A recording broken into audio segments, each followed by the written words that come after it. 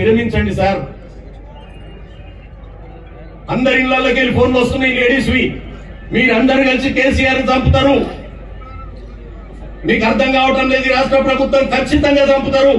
ఈ రోజు కాకపోతే తెలంగాణ మళ్ళొకనాడు తెచ్చుకుందాం, ఆయనను కాపాడుకోండి అని చెప్పి ఆడోళ్ళు ఇళ్లకి వెళ్ళి ఫోన్లు చేస్తా ఉన్నారు మాకందరికీ. మిత్రులారా, ఇలాంటి సంఘటనల మధ్యన నేను పోయి కాలు మొక్తా. ఆయన మరి ఎట్లన్నాడో ఏమన్నాడో ఆ భగవంతుడు వెలిగించడో తెలియదు కానీ అన్న 2 రోజులు టైం ఇవ్వండి నాకు. ఈడికెళ్ళి వస్తే తెలంగాణ జైత్రయాత్ర, లేకపోతే కేసీఆర్ డెడ్ బాడీని తీసుకొని మీరు బయటికి పోవాలి కానీ ప్రాణాలతో రాను అన్నాడు. పొలం దున్నుకోవడానికి వీల్లేదు. దొరలో పొలం దున్నిన తర్వాతనే నా పొలం దున్నుకోవాలి. అప్పటికాల వానలు బంద్ అయిపోతాయి. ఈ పరిస్థితి తెలంగాణ గడ్డ మీద ఉంది. అక్కడనేమో టై కట్టుకొని వాడు టకా బూట్లేసుకొని చదువుకోనికి పోతున్నా ఆంధ్రోని కొడుకు. నేను నా అయ్యకు బర్రగాడికి సర్ది తీసుకొని పోతున్నా. నాకు నీకు సోపత ఎక్కడ? అలాంటి వెనుకబడ్డ తెలంగాణను ఆంధ్ర చదువుకున్నతో తీసుకొచ్చి కలిపారు. అయినప్పటికీ కూడా మిత్రులారా ఇక్కడ గమనించాలి, తెలంగాణ రాబడి 75%, ఆంధ్ర రాబడి 25%. ఆంధ్ర ఖర్చు పెడుతున్నది 80%, తెలంగాణ ఖర్చు పెడుతున్నది 20%. కారణం ఏంటి? వాళ్ళే ముఖ్యమంత్రులు, వాళ్ళే కలెక్టర్లు, వాళ్ళే ఆర్డీఓడు, వాడే డిఎస్పీ, వాడే కమిషనర్. గల్లీలో కొట్లాడుకున్నాడని పోతే, పోలీసు సొంతానికి పోతే ఆడు ఎదురుగానే ఆంధ్ర ఉంటాడు. పోనీ కలెక్టర్ ఆఫీస్ పోదామంటే ఆడ ఆంధ్ర ఆయనే ఉంటాడు. కరెంట్ ఆఫీస్ పోతే ఆడ ఆంధ్ర ఆయనే ఉంటాడు. 610 ముల్కీ రూల్స్ ప్రకారంగా తెలంగాణ వాళ్లకు 70% ఉద్యోగాలు ఇవ్వాలి, ఆంధ్రుడికి 20% ఉద్యోగాలు ఇవ్వాలి. కానీ 80% వాళ్ళు ఉన్నారు, 20% తెలంగాణ ఉన్నారు. కారణం ఏంటి? చదువు రాదు. చదువు ఎందుకు రాదు? ఆనాడు నా తాత బలరం వైపు పోయిండు, నేను సర్ది మూటలు పట్టుకొని ఎంత తిరగపోయినా నాకు చదివి పెట్టుకొస్తున్నా. ఒక్కసారి ఆలోచించండి. చదువు రాదని ఏకైక కారణంతో చౌదరి అనే ఒక మిలిటరీ ఆఫీసర్ ఆంధ్రకెళ్ళి మొత్తం అందరినీ తీసుకొచ్చి హైదరాబాద్ సెక్రటేరియట్ లో కొలువులు ఇచ్చిండు. మీరు ఆశ్చర్యపోతారు. హైదరాబాద్ లో ఉన్న విజయనగర్ కాలనీ ఆంధ్రుల కోసం కట్టారు. వనస్థలపురం కాలనీ ఆంధ్రుల కోసం కట్టారు. అలా తీసుకొచ్చిన కాళ్ళకు ఇల్లు చేయాలి కదా, అందుకోసం. ఈ విధమైనటువంటి అన్యాయాలు జరుగుతూ ఉంటే ఆనాడున్నటువంటి 60 సంవత్సరాలు పరిపాలించినటువంటి మిగతా పార్టీలు మొత్తం అంతా కలిపి 1,50,000 ఇండ్లను మాత్రమే నిర్మించగలిగారు. ఒక్కసారి జ్ఞాపకం చేసుకోవాలి. 60 సంవత్సరాలు పరిపాలించినటువంటి పార్టీలన్నీ కలిపి 1 లక్ష అయితే 5 సంవత్సరాల మొదటి పరిపాలనలోనే 3,50,000 ఇండ్లు టీఆర్ఎస్ పార్టీ నిర్మాణం చేసింది. ఆనాడు హరీష్ రావు గారు అసెంబ్లీలో మాట్లాడుతూ, సార్ 80% మీ ఊర్లకు పంపుకుంటున్నారు, మాకు అదేంది సార్ అంటే, హరీష్ రావు ఎక్కువ మాట్లాడకు, ₹1 తెలంగాణకు అన్నటువంటి రాజశేఖర్ రెడ్డి గారు కాంగ్రెస్ పార్టీ ముఖ్యమంత్రిగా ఉన్నాడు ఆ రోజు. కిరణ్ కుమార్ రెడ్డి గారు. ఒక్కసారి ఇవన్నీ గమనించినటువంటి కేసీఆర్ గారు, తెలంగాణ రాష్ట్రం వస్తే తప్ప మనకు బాగులేదు. రాజకీయ పదవులు వాళ్ళకే, నీళ్లు వాళ్ళకే, నిధులు వాళ్ళకే, కొలువులు వాళ్ళకే. మరి తెలంగాణ బిడ్డలు ఏం కావాలి? దానికోసం తెలంగాణ ఉద్యోగులు 610 జీవో మీద ప్రతి తాలూకా పాదయాత్ర చేసినాం. మహిళలకు 2,500 వికలాంగుల పెన్షన్. కాంగ్రెస్ పార్టీ, ఈ ప్రభుత్వం, జై తెలంగాణ. ఎప్పుడు కూడా కానీ ప్రజలు ఇప్పుడు అంతా గుర్తుపట్టిండ్రు, అంత ఆలోచనకు వచ్చిండ్రు, ప్రజలంతా తెలుసుకున్నారు. 10 ఏళ్లు కేసీఆర్ పరిపాలన చూసిండ్రు, మళ్ళా ఇప్పుడు ఏడాది కాంగ్రెస్ పరిపాలన చూసిండ్రు. అంతకుముందంటే ఎవరు దిక్కు లేకుండే, పోటీ లేకుండే కాంగ్రెస్ కు. కానీ ఇప్పుడు పోటీ ఉంది బీఆర్ఎస్ పార్టీ కాబట్టి ప్రతిదీ ఆలోచన చేసిండ్రు. ప్రతి రోజు కూడా, ప్రతి గ్రామంలో, ప్రతి బస్తీలో, ప్రతి హోటల్లో కూడా డిస్కషన్ వచ్చింది. కేసీఆర్ ఉన్నప్పుడు ఎట్లుండే ఇప్పుడు ఎట్లుంది, కేసీఆర్ ఉన్నప్పుడు ఎట్లా వస్తుండే పింఛన్లు ఇప్పుడు ఎట్లా వస్తుంది, అప్పుడు ఎట్లా పంట పండింది ఇప్పుడు ఎట్లా పంట పండింది, ప్రతిదీ వచ్చింది ప్రజలల్లా. కానీ మనం ఇప్పుడు వచ్చిందని ఓవర్ కాన్ఫిడెన్స్ ఉంటుంది బాబు. రాజకీయంలో ఎప్పుడు జాగ్రత్తగా ఉండాలి, తస్మాత్ జాగ్రత్తగా. వచ్చే రోజులన్నీ మనమే. మాకు ఇంకా 4 ఏళ్ళు ఉంది ఎలక్షన్స్, కానీ మీకు రేపటి సండే సంక్రాంతి సండే సులువైపోతుంది మీ సినిమా. కాబట్టి మీరంతా జాగ్రత్త ఉండాలి. మిమ్మల్ని అందరినీ కూడా గెలిపించుకునే బాధ్యత మాది, మా ఎమ్మెల్యేలు మేమందరం కూడా. మీ అందరికీ కూడా ఖర్చు పెట్టి గెలిపిస్తాం, మీరందరూ కూడా కేసీఆర్ పేరు మీద గెలుస్తారు. మీరంతా కూడా మీకు ఇంకో విషయం చెప్తున్నా, మీరు ఇయ్యాలండి ప్రజలలో మంచిగా ఉండండి, ప్రౌడ్ చేయకుండ్రి, గర్వం పెట్టుకోకుండ్రి, కోపం కాకుండ్రి, గుస్సా కాకుండ్రి, ప్రేమతోటి పలకరింపు చేయండి. ప్రేమతో దండం పెట్టుకుంటా ఉండ్రి, వంగి వంగి దండాలు పెట్టుండ్రి, కాలు మొక్కురి. తప్పుగా తప్పు లేదు లీగల్ రైతులు. నేను చెప్తున్నా ప్రజలల్లా, నేను ఎంపీ గెలిచిన కేసీఆర్ పుణ్యారే నేను మినిస్టర్ అయినా, మళ్ళీ ఇప్పుడు ఎమ్మెల్యే అయినా కేసీఆర్ తోటి. నేను ప్రజల నాడి బాగా చూసిన, ప్రజలల్లా ఏమి లేదు, నీ పైసలు ఆశించరు, ఏం ఆశించరు. నీ ప్రేమ, నీ మర్యాద, నీ పద్ధతి, నీ ఆలోచన, నీ దండాలు. సార్ అలా కొన ప్రాణం దాకా మన కేసీఆర్ సార్ కేసీఆర్ కొన ప్రాణం దాకా కొట్లాడి ప్రాణం పోయేదాకా కూడా పోయింది అనుకున్నాడు. ఆయన పోతే మా సరే అన్నాడు, తెలంగాణ సాధించాలనుకున్నాడు, సాధించిండు.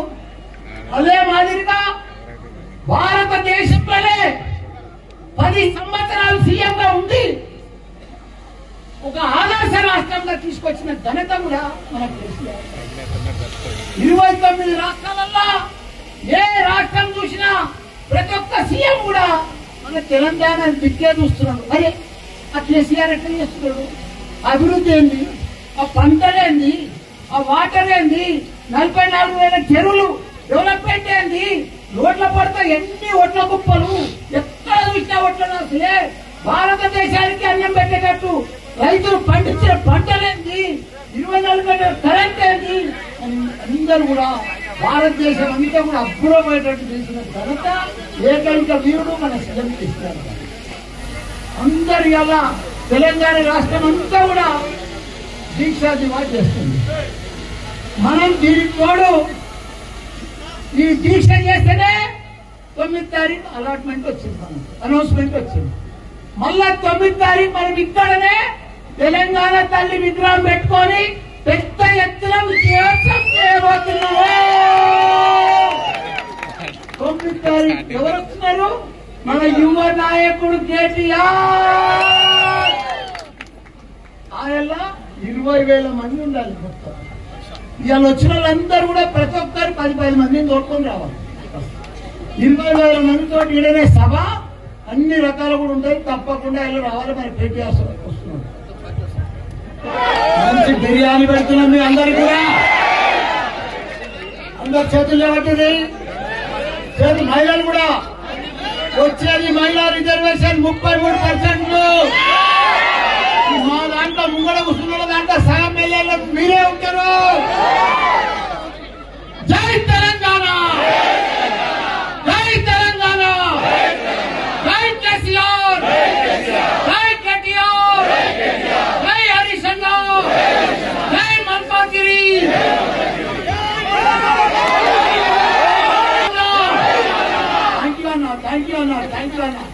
రాగానే పచ్చ జెండాల ఊరేగింపు జరిగింది హైదరాబాద్ నగరంలో.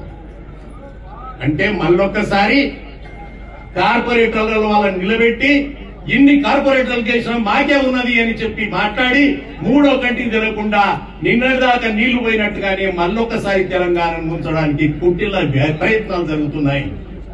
ఇవి కార్యకర్తలుగా గమనించవలసినటువంటి అవసరం ఉన్నది. మనకు మస్తు గొడవలు ఉండొచ్చు, అనేక రకాల ఇబ్బందులు కావచ్చు మనకు, కానీ రాష్ట్రాన్ని ప్రజలను కాపాడుకోవాల్సిన బాధ్యత ఉన్నది.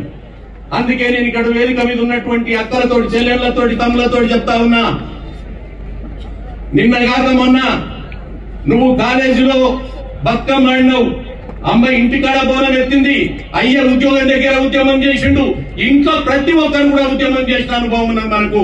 అదే ఉద్యమం వల్ల ఒకసారి చేసి ప్రజలను కాపాడుకోవాలి, తెలంగాణను దక్కించుకోవాల్సినటువంటి అవసరం ఉన్నది.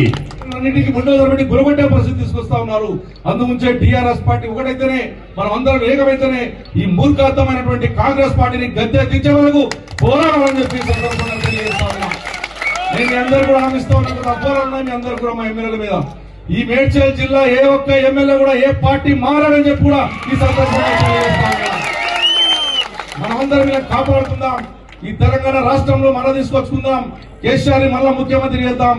ఎవరైతే ఉద్యమకారులు కానీ ఎవరికైతే అన్యాయం జరిగిందో వారు ఖచ్చితంగా కీలక పాత్ర వహించి రేపు జరగబడేటువంటి ఎలక్షన్ లో మొట్టమొదటి ఉద్యమకారులుగా ఇప్పించే బాధ్యత మేము తీసుకుంటామని చెప్పి ఈ సందర్భంగా తెలియజేస్తున్నా. అందరూ సెలవుస్తా ఉన్నాం. ప్రజలైతే గులాబీ జెండా అంటే దూరం ఉరికిందో, అదే గులాబీ జెండా 18లో 24 సీట్లు గెలిపించిందంటే కీలక పాత్ర వహించిన సీమాంధ్ర ప్రజలు కూడా ఆ రోజు ఉన్నారంటే ఆ 10 సంవత్సరాలు చేసినటువంటి గొప్పతనాన్ని, మన ముఖ్యమంత్రి చేసినటువంటి మంచితనాన్ని ఆ రోజు నిలిచినటువంటి 10 సంవత్సరాల్లో మొన్న జరిగినటువంటి ఎలక్షన్లు కానీ 18లో జరిగినటువంటి ఎలక్షన్ కానీ తెలంగాణ రాష్ట్రంలో హైదరాబాద్ నగరంలో గులాబీ జెండా ఎగురుతారు అనుకున్నారా చెప్పండి?